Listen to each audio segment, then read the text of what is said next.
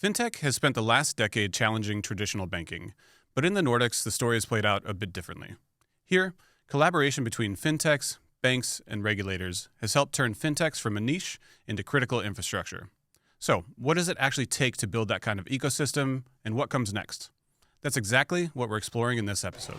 Hi, and welcome to Wealth Insider, a podcast by Performativ. This is where industry meets insight, where we sit down for honest and engaging conversations with voices from every corner of the financial world. Together, we explore trends, strategies, and partnerships that are shaping the future of wealth management. Wealth Insider brings you closer to the people and the ideas that are driving the industry forward.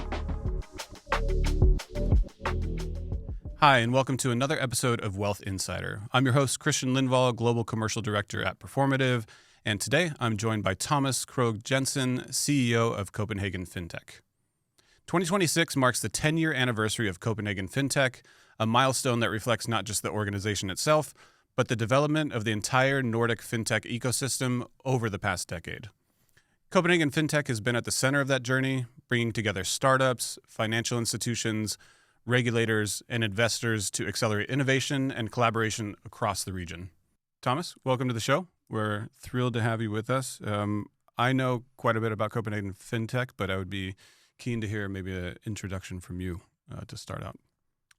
Yeah, thank you so much, Christian, and thanks for inviting me. A little bit about Copenhagen Fintech. It's hard to limit oneself, but I'll try.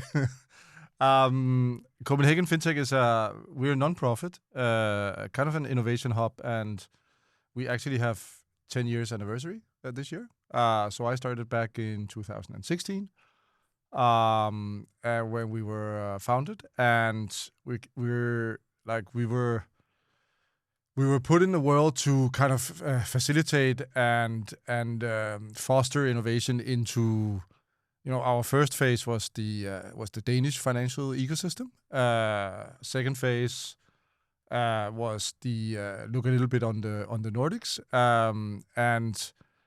and we are non-for-profit, an association, membership-based, and work with the ecosystem. Based in Copenhagen, we are sitting at the Copenhagen Fintech Lab here in Copenhagen. We have another office in Aarhus. We've continuously sitting with around 50 companies that we host, and we have I think close to 300 companies have actually been sitting, including Performativ, have been sitting with us since we opened up in 2016. Yeah. So. Happy anniversary for one. Thank you. 10 years. That's great. That's a really cool milestone. It's a lot of time in fintech. Yes, exactly. And I think what's interesting about that back in 2016 is there were probably some original ambitions, right, for when Copenhagen Fintech started out. But then, how have they evolved over the last 10 years? Yeah. So that's an interesting question, because I think we. Back at that time, I come from the financial industry myself, and kind of grew up in the industry from back in the days when you did that. And in 2016, it was still, at least in the Nordics, it was still early days of fintech. It's been around, but it was still early days. And I think what we realized, and more importantly, what the industry realized, that if Denmark and the Nordics were to play a role in that, at that point I think it was seen a little bit like an innovation race. Then they needed to step in and do something to actively facilitate the ecosystem, and that's when we were founded, right? So I think in the beginning it was very much like, let's get some companies together, let's make them sit together, and then something will happen. Obviously, it doesn't really, looking back, it doesn't really happen like that. At least that's not the only thing you need to do. So, but that was the starting point. Let's open a space. Let's get some fintech companies to sit together, and then from there we grew, and we do a lot of different things. So we still run the space and another office, as I said. We facilitate a lot of different programs, and we're a little bit of an event machine, but that's a really efficient way of distributing insights and knowledge. And at the end of the day, even though it's a technology organization, innovation happens when people meet people, and that's what we're trying to do, like kind of facilitate those kind of interactions.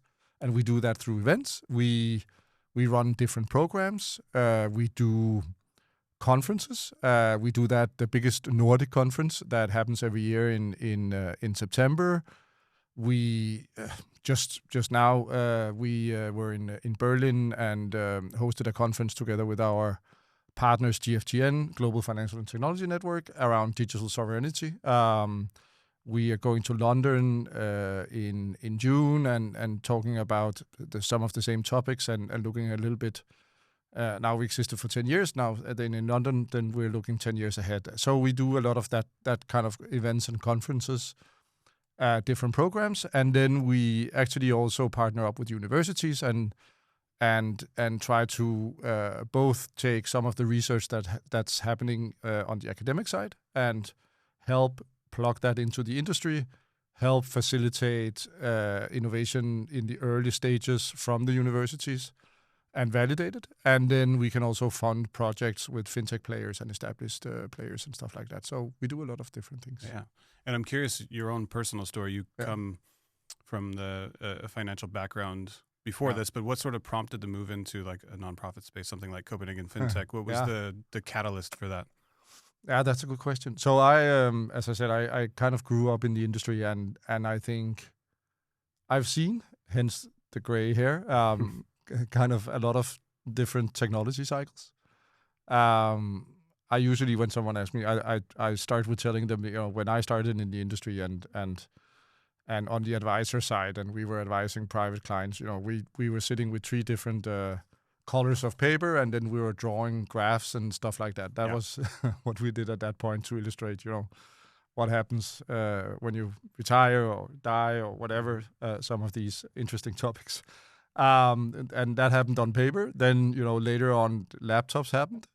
Then we almost like, when we were home and talking to people around the table, we moved in with phones and printers and laptops and, started that. And then, it all moved to be a little bit more like self-service in the area I was working at. And of course, now we're seeing a lot of AI, a lot of automation, a lot of self-service and all that kind of stuff, right? So there's been a lot of cycles, and somehow I always kind of moved further and further into the technology side and away from the front end. And then I ended up, my last job was with Nordea Life and Pension at that point, where I was heading up business development, digitalization, innovation, that kind of stuff, and did a lot of work with the fintech ecosystem to kind of see what we could take in from some of these innovative companies. And then at some point when this initiative came around, I thought, okay,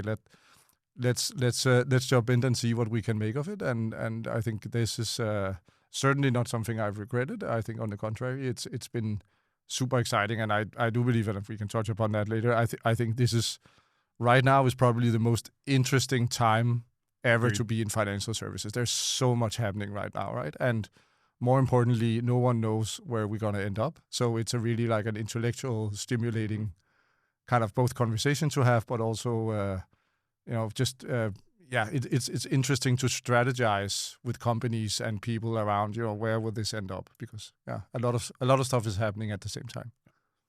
All right. So reference before, 10 years in, how do you distill down the accomplishments of Copenhagen Fintech?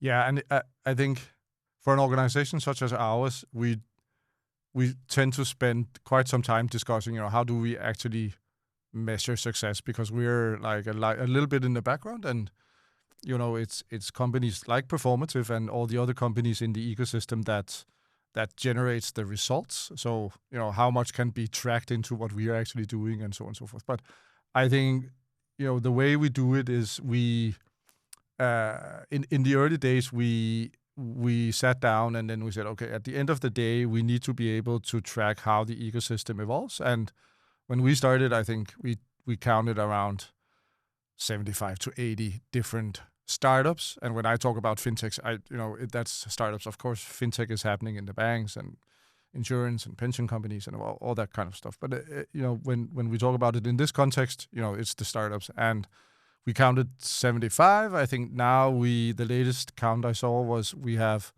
around 420 in Denmark alone. And if you look at the Nordics, I think we have 1,500 companies mapped, right? Which means there's really been an explosive growth, and that's that we're very happy about. I think if we talk about companies that's gone through us, we have around these 280, 300 companies that's actually been sitting with us out of these 430.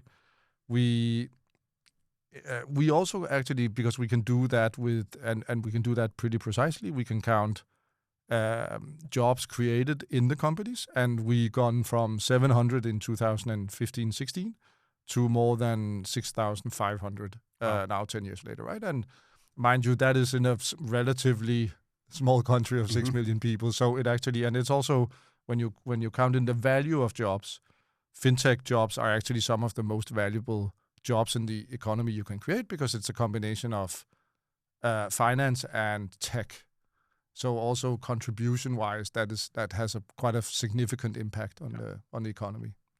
Yeah, so fintech has often been positioned as a challenger to banks, but somehow in the Nordics, I think collaboration seems to have won out. Why do you think that is?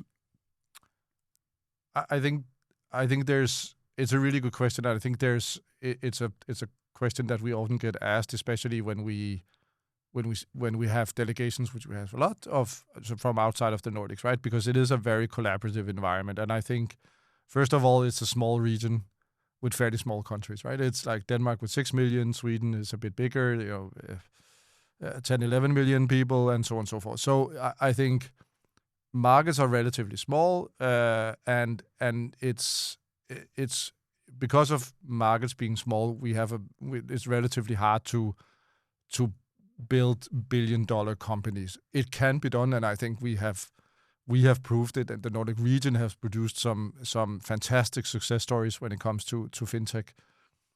And you can mention Klarna, Pleo, Luna, iSettle, Tradeshift, and Chainalysis, and so on and so forth. Is like Danish Nordic companies. So we can certainly do it, but it's more difficult because of market size, right? So and many of these companies, and there's exceptions again, like Luna, but many of these companies are also tend to be business to business, because that's easier scale-wise. Yeah. And you're great proof of that yourselves as Performativ, but it tend to be business to business and less consumer-focused companies, right?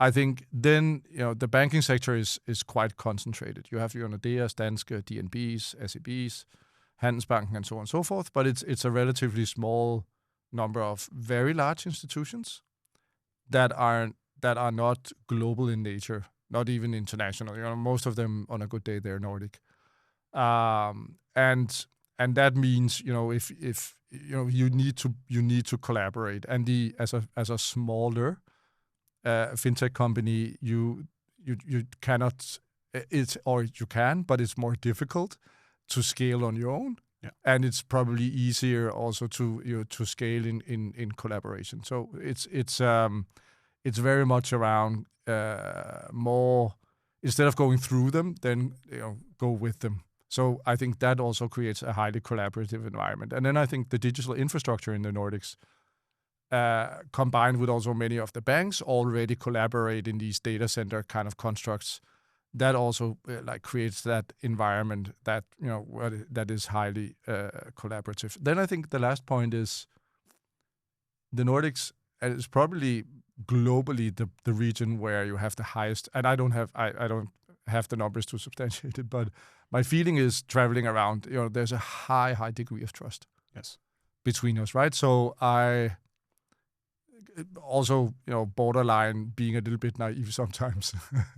And I think when dealing with each other, we have a high degree of trust. I trust if you tell me something, I trust that you do it in my best interest, yeah. And what you're telling me the truth, and so on and so forth, right? So I think that creates an environment where collaboration and partnerships happens without that much friction, and more naturally. So I think there's a lot of culture in that environment, or there's a lot of culture that actually accelerates that kind of accelerate the trust, but also the collaboration and the partnerships.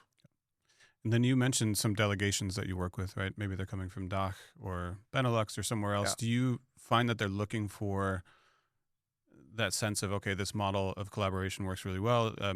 How do we go and do it in our home countries? Are you getting that question a lot? Yeah, I think quite a lot, right? Because I think it's very powerful in some ways to have that. It's also super hard to copy and replicate somewhere else, right? Yeah. Because it's built over a lot of years, maybe even hundreds of years, right? So it's very hard. It's very hard to copy. But there's of course some in general, when we have delegations in, I think we talk a lot about what makes the region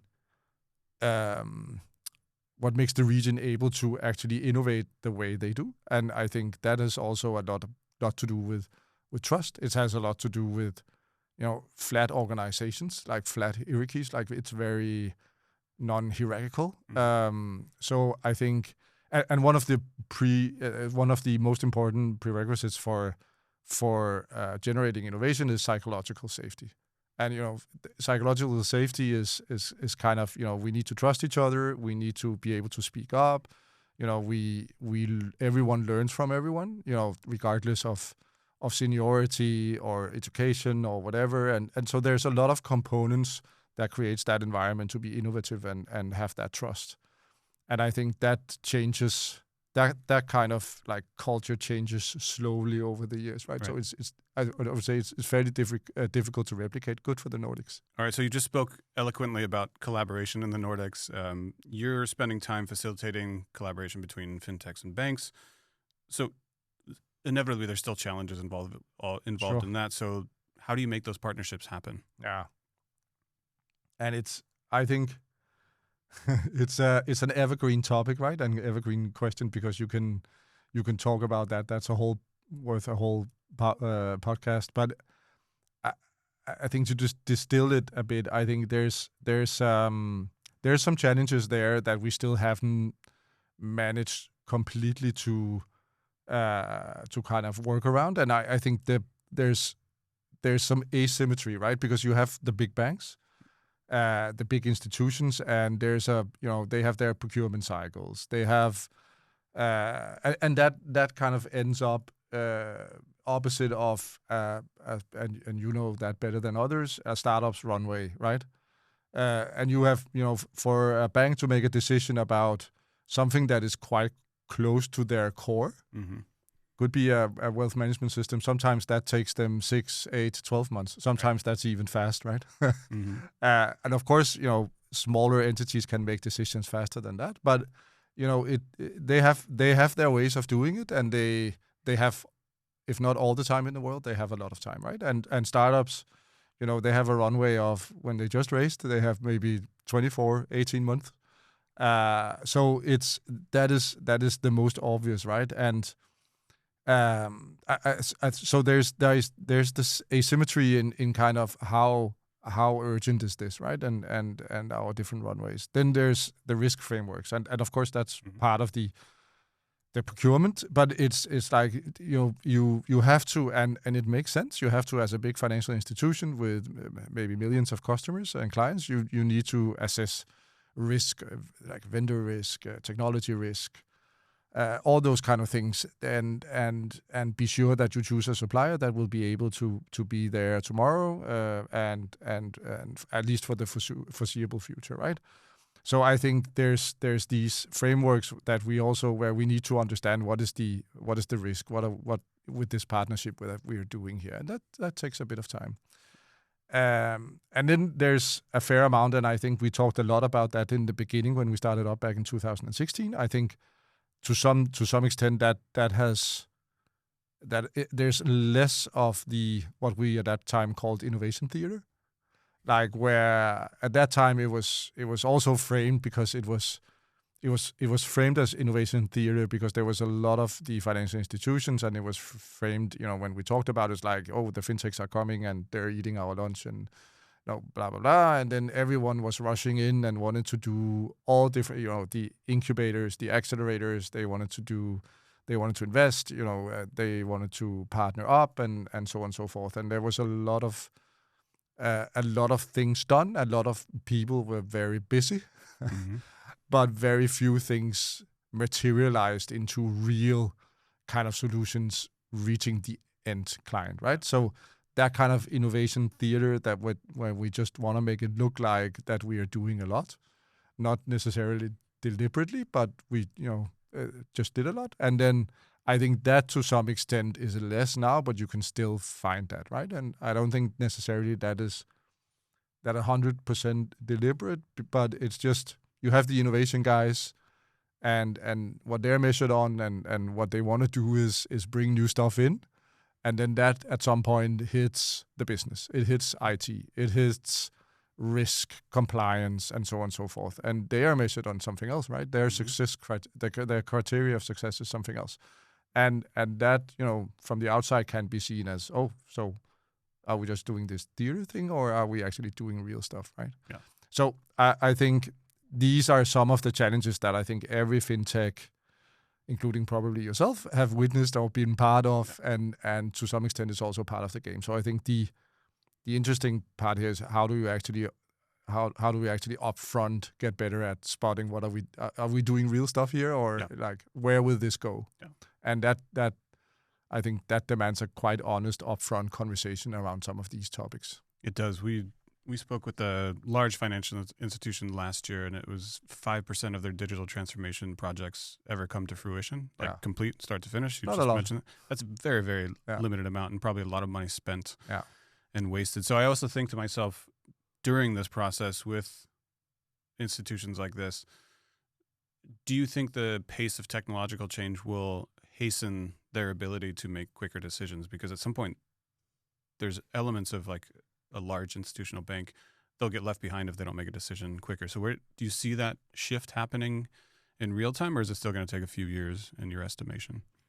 I think there's a lot of things happening right now that certainly have created something that might have lacked in the beginning, and that was the urgency that creates that kind of motion forward in terms of leaning into these partnerships, right? And I think 10 years ago, not many financial institutions actually had seen the impact of some of the disruption happening in the ecosystem, right? And which means that 10 years ago it was something we were talking about, we were expecting it to come, and then you had to find someone inside the organization on the business side or on the IT side and so on and so forth that actually believed that narrative. And of course, the case would be much better if you could actually show them, see, it's actually happening, right? Because that creates the urgency. I think now, 10 years later, I think most of the banks or financial institutions in general, whether it's insurance or banking or whatever they're doing, like most of these players have seen new players entering the market, taking a chunk. It might not be a big chunk yet, but they can extrapolate, okay, so if this continues, like where does this go? And I think the very obvious example could be a player like Revolut, right? And I think 10 years ago, they didn't get much attention from the big financial institutions, right? Because it was still just a card that you pay with when you go traveling, right? And I think I just read this morning that Revolut was applying for a French banking license now and offering, I think, mortgages to consumers in France, right? And that's where I see and in Denmark. In Denmark, they announced that they wanted 1 million customers in the next, I don't know, maybe 5 years or something. I don't remember, but that gets the attention, and I think 10 years later now, 70 million customers, I believe they have Revolut, right? So they can do a lot with those clients that they have now, and I think that has created the urgency that we are now beginning to see. Now real stuff is actually happening, and then you can put on top of that, then you can put the whole wave of AI. You can put the pressure that the financial institutions are on when it comes to geopolitics, because that has changed also the narrative in terms of, what do we do as Europe? The technology stack for financial services, financial companies. How does that look? Europe versus US. The whole kind of crypto stable coin. We saw in the beginning there was a lot in the crypto space. Then you had the crypto winter. Then you definitely had a change when we saw Trump in the US. So a lot of the conversations now are also around stable coins and enter also CBDCs, central bank digital currencies in Europe, and so on and so forth. So all of these things and plus a lot of other things are coming together, creating a lot of urgency. And I think we will see also a lot of disruption and a radically different industry in 10 years than what we see now. Yeah, so as mentioned before, you're helping to bridge two very different worlds, but what do banks often misunderstand about fintechs, and then vice versa? What do fintechs misunderstand about banks? So I think in many of the conversations where we and we tend to sometimes sit in the middle and hear both sides, sometimes in real time, which is interesting. I think a lot of banks and a lot of employees in banks, because at the end of the day, also this comes down to the people that sits around the table and negotiate and try to understand each other, right? And that's, I think, banks or institutions see the fintechs as and the small team that usually that's the size of the fintech. There's a small team as a weakness, right? But I think they need to see it different. They need to see that a small team is the source of speed. It's the pace of how fast they can ship. It's how fast they can bring innovation to market and experiment with solutions and business models, technologies that a big institution cannot do in the same way.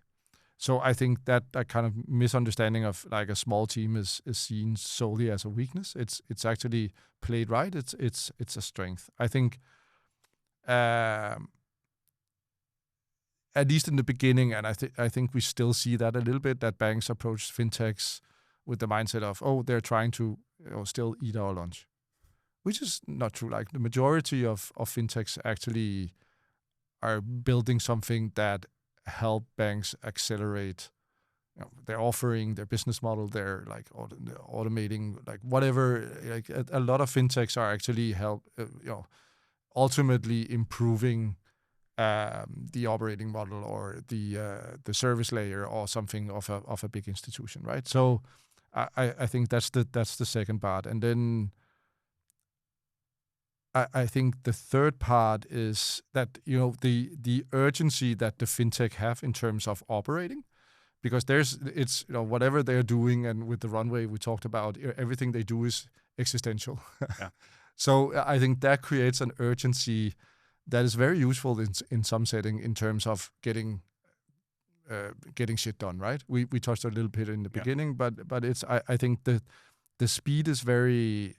I think is very important here, and the things you get done in a small fintech, the innovation you can bring to the market, the change you can make happen, is just incredible. And I've seen that so often. It's such a powerful thing utilized in the right way by a big institution. Yeah.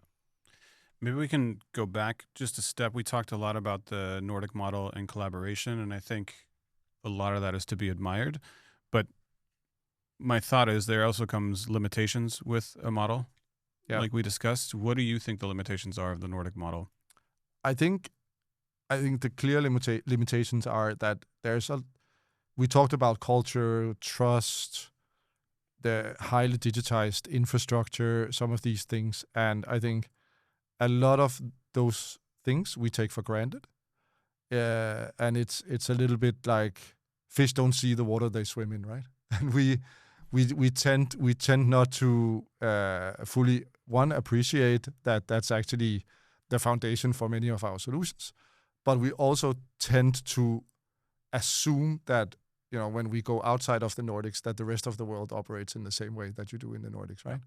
And I think that's where it becomes a weakness, because one, locally, not every other region works as that would be very boring as the Nordics, and not every region is as digitally evolved, but there's also a lot of regions that is as digitally evolved, just in another way. Take India. I'm a huge fan of what the opportunity in India and what India have done in terms of financial inclusion, in terms of building financial infrastructure and so on and so forth. It's just lying underneath something that is vastly different from living in the Nordics and operating in the Nordics and so on and so forth, right? So I think that's where companies need to adapt and learn, but also recognize that a lot of innovation and technological progress is happening around us, but just in different ways. And we need to adapt our solutions to fit that market if we want to really create global winners. Is that then a conversation around scale, though? Because you mentioned Denmark's 6 million people, Sweden 10 to 11, but I would say inherently that limits the way in which you would think about scaling a company quickly and broadly. So do you think there's limitations? I think it's going away, by the way. I think we see, Lovable. Yeah. We see, a lot coming out of here that have scaled massively, very quickly. I think I tend to see that, it's all happening in the beginning, right? If you from the beginning are designing for that scale and have that mindset of, it might be that we start off with going to market in Denmark and Sweden or whatever, but we very quickly want to scale, and we very quickly want to build something that is not dependent on Nordic infrastructure, Nordic access to data, or whatever it is. Like, if you very early on have that conversation, then that's a clear indicator of, okay, they got it. And then there's the other where it's like, okay, we need to start. We built for Denmark, Sweden, the Nordics first, right? We depend on some of these things without thinking, but that's when you go to Germany or France or US or Vietnam or whatever, you won't have access to that kind of data. You won't have as good access to whatever it is you need, and then scaling becomes much more difficult. So I think it's very much with the mindset, can you imagine building a global company from the beginning? Do you build for that scale from the beginning, or do you see that as coming along the way, right? And if you start up with building it from the beginning, and it might seem obvious, but it's two very different ways and mindsets to start a company with. Right. So I actually think the most interesting thing that came out of the press release celebrating Copenhagen Fintech's 10-year anniversary was that it was mentioned that fintech has evolved from a tech vertical into critical infrastructure, which I agree with. In your estimation, what does that shift mean in practice for both fintechs and financial institutions? I think when we started out, we talked about fintech as something that happens in a vertical, and I think what we've come to see is something that is much more horizontal, so it's happening, and it's actually financial technology is happening and enabling not only the financial industry, but it's enabling so many other industries. And I think just to make it very very practical, it's one of my favorite examples is Vault. We all, at least in the Nordics, and we know Vault. I'm a heavy user of Vault. When we need a pizza, you Vault, and that obviously that is not seen as a fintech company. But if you look behind, and you know that Vault actually they have a pretty big insurance part where they talk with both the restaurant, but also especially the drivers around insurance. Yeah. They actually offer financing to the restaurants. So they have a facility, and a big part of what they do is actually also to offer credit and loans to these restaurants, because they have a lot of data where they can see the revenue. Of course, they can. So they can offer financial products and services to these restaurants. So, and that, I think that's it's such a powerful example of how financial services, once you have a platform like Vault, once you have users on, and then many of these platforms starts thinking about, okay, what can we actually embed in our current services and offerings. And Walt is just one example. Then you can take airlines, you can take a lot of other industries where somehow financial services are being embedded. Hence why we talk about embedded finance. But and fintech has moved from that like vertical as something that enables and happens in finance alone to something that is much more horizontal, something that moves across industries. And then the last part, I think, is when we now enter some of these conversations with words like digital sovereignty, strategic autonomy, building for Europe, and so on and so forth. We talk about how do we create financial digital infrastructure, and like financial technology is of course part of that, right? Whether you talk payments, you talk cloud infrastructure, you talk AI models for financial services, you talk the application layer. It's all about who's building infrastructure for Europe going forward, right? That enables sovereignty and strategic autonomy for Denmark, for the Nordics, and for Europe. And when you say that, I think immediately that then that needs to probably be a joint effort between both public and private. Yeah, and they need to come together to build that infrastructure at that scale. And I think that's again coming back to the Nordic model, right? Because I think the Nordic model historically has relied a lot on public-private partnerships and still do. And I think that's and again, I think that can be both a blessing and a curse, to be honest. Because I think we've seen what they've done in, and now I'm using India again as an example, but I think it's a good example of the public and government taking responsibility and implementing some infrastructure components such as UPI and all that kind of stuff, and creating the India stack, and then letting private actors innovate on top of that, right? And then there's the other model, probably you would see that in a little bit more in the US, where you rely solely on private actors to kind of develop solutions that then eventually become infrastructure or parts of infrastructure. And then I think Nordics is a little bit in between. You want the actors to come together, you want the actors to kind of develop together. That just takes time. It's not that easy to have, because there's a lot of different interests. There's a lot of and of course the public actors have sometimes a bit other interest than the private, and the private mainly want to see or go where the money is, and I think had it been a private initiative in India, then you would probably have had solutions targeting like a segment of the citizens that kind of where there was a business model, and then there would be a huge portion that still would be without would not be included in the financial ecosystem, right? So I think depending on, and I don't have the right answer, I think we still see a lot of those public-private partnerships. In some ways, it just takes time, and that's not always to our advantage. Yeah. All right. So I'd like to end with a question where we look ahead. We've talked a lot about the last 10 years and where we stand today, but maybe looking ahead the next 10 years, in your view, what will it take for the Nordics to remain as competitive or more than they are today? And then what role will Copenhagen Fintech play in that? So I think one of the things that we're looking into for the next 10 years is definitely coming back to talking about the sovereign and digital sovereignty and strategic autonomy. I think a lot of the infrastructure, the question we need to ask now also in the Nordics, but very much a European question, is what infrastructure will we build for the next 10 years, and will we own it or will we rent it from others, right?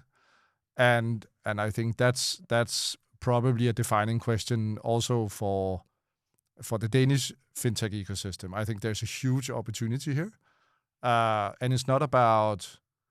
I think that's important because a lot of times when we talk about infrastructure, it becomes ours versus theirs. I think we are moving towards a world for the next 10 years that's going to be a little bit more fragmented. There's going to be maybe the North American, the US focused.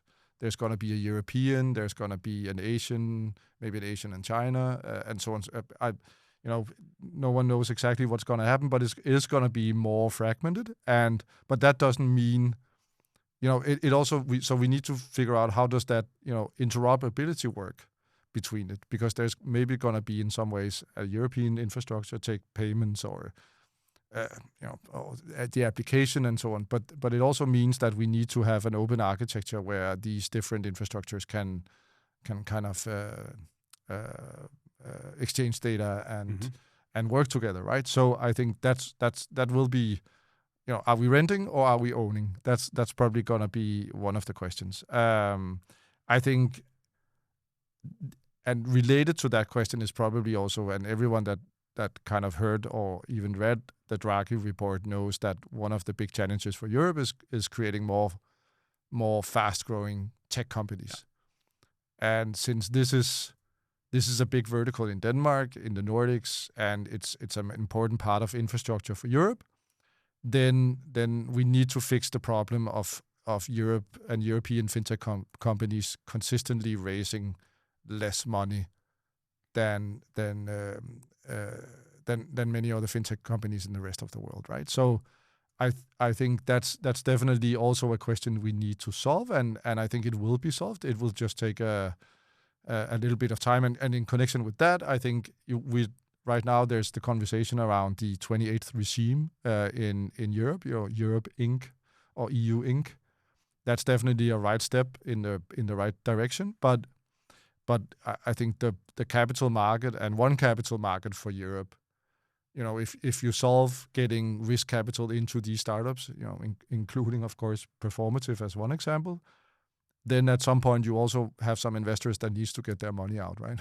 Yeah. And that also means you need to have an IPO window. You have to have a vibrant M&A kind of environment. You need to have a capital market that works and where you have different avenues of exiting and investors getting their money back and therefore creating liquidity and so on and so forth. So I think that's another part. And then there's probably what many people also talk about, the regulation part. And I'm a little bit more split on that because I think we have a tendency to, there's the old saying of US is innovating, China and Asia is, I believe it's copying. I think that's not true. Yeah. But, and then Europe is regulating, right? Mm-hmm.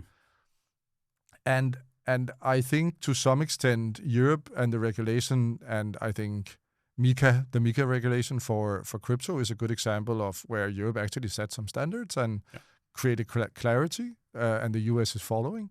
I think GDPR to some extent it's definitely very complicated and not so easily, but that also set a standard for many other regions to actually look at and if not copy, then at least learn from.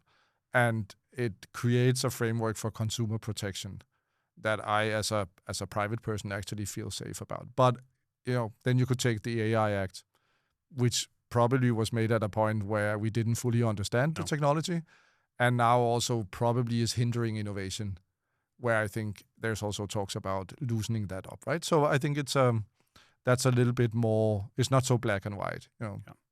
So all in all, I think looking ahead, I think there's